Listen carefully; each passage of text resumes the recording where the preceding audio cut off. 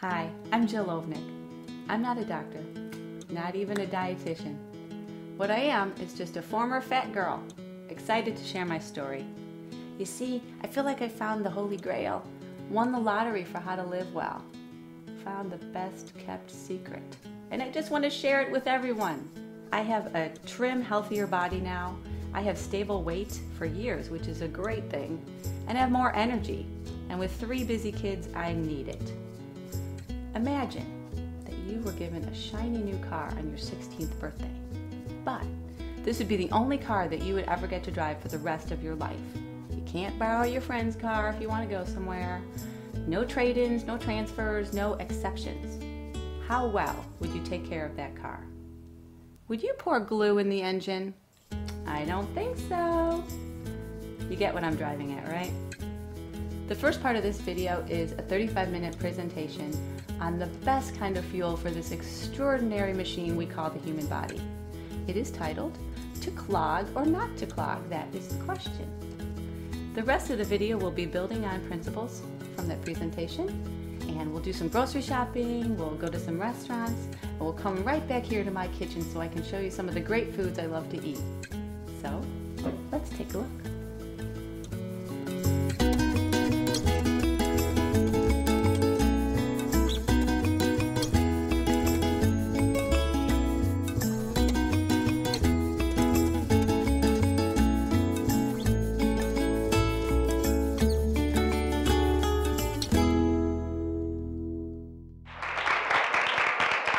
Thank you. Welcome, club members, guests, executive board, and Madam President.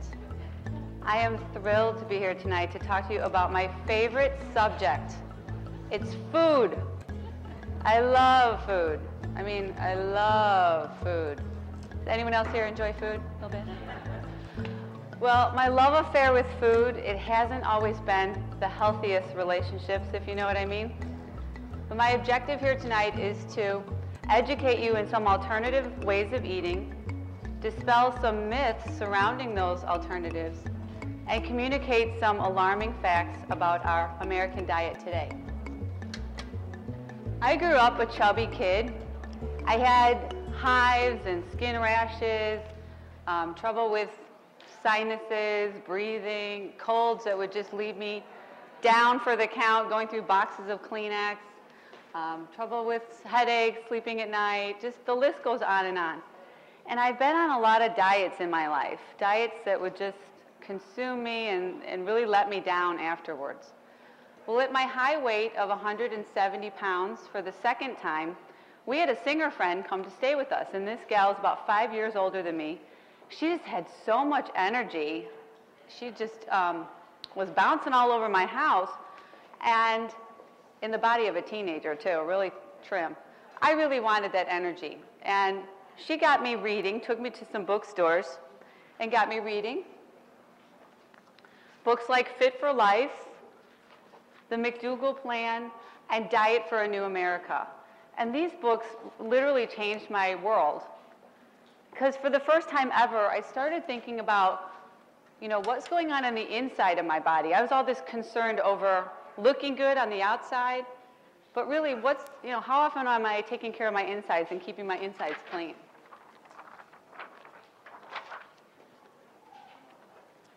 Well,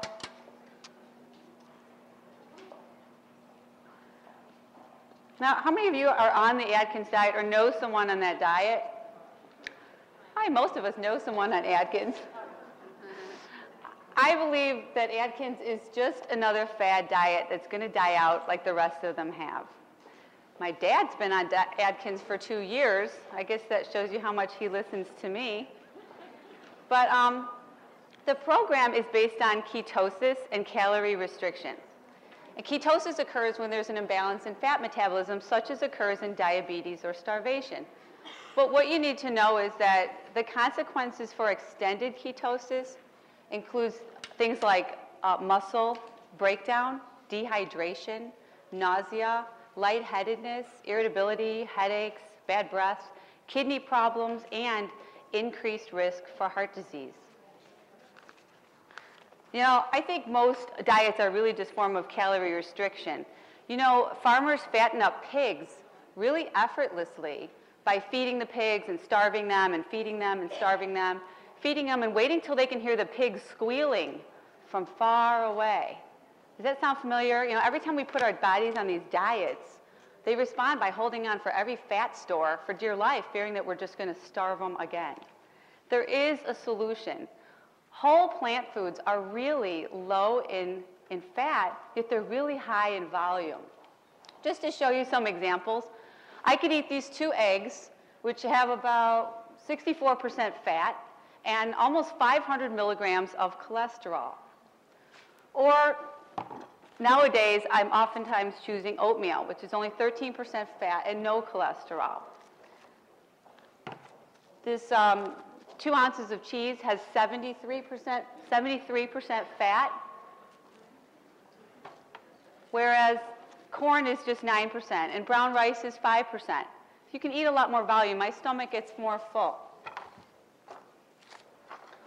Salmon is 53% fat. Potatoes, which I eat often, they are just 1% fat. You can also eat some M&Ms, or you could have all this fruit. You know, if you're not going to burn off fat, fat just goes right into storage. And why would your body do anything else with it? It's really fat that makes people fat. Now, we talked a little bit about the surface stuff. We all want to look good. But I'd like to talk for a minute about some of the deeper realities of our lifestyle choices. It isn't pretty. Tonight, I'm going to focus on the facts.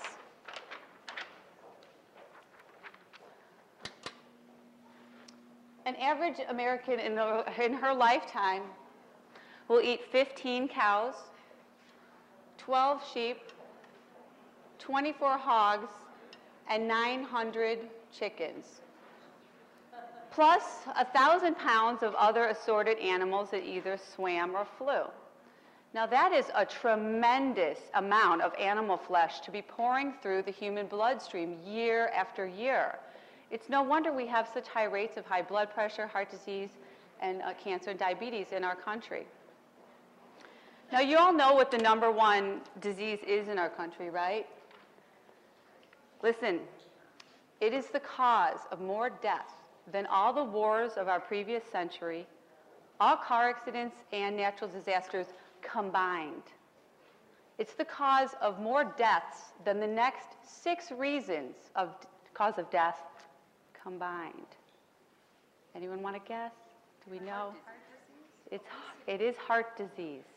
It's heart disease. You know, 1 out of every 2 men and 1 out of every 3 women will die of heart disease. This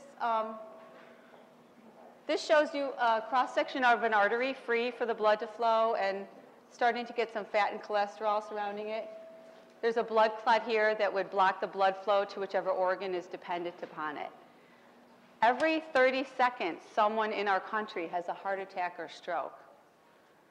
It is just by far the biggest problem.